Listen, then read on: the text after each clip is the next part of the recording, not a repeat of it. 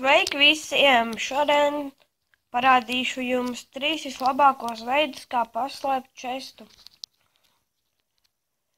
Sāksim ar 3. vislabāko.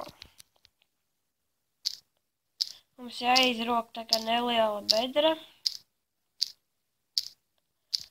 Pa vidu vienu, kur ieliekam čestu. Tad apkārt lavu. Kaut kā šādi. Un čestu var atvērt, kā redzat. Šis ir pirmais labākais veids, kā paslēpt čestu. Otrais vislabākais veids ir uzbūvēt tā kā istabu, mājas sienā iekšā iebūvēt.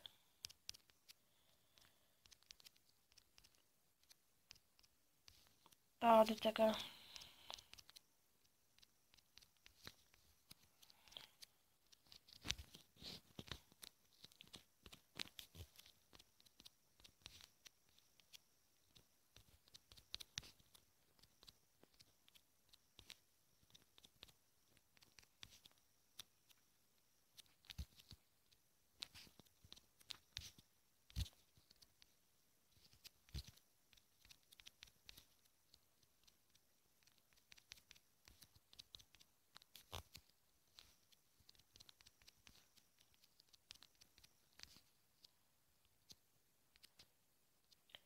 Šādi, piemēram, jums mājās būtu siena, jūs varētu izdarīt šādi.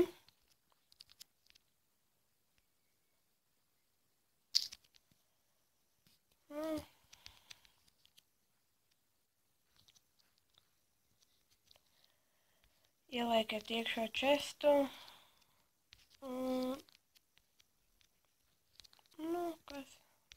Piemēram, šādu gleznu.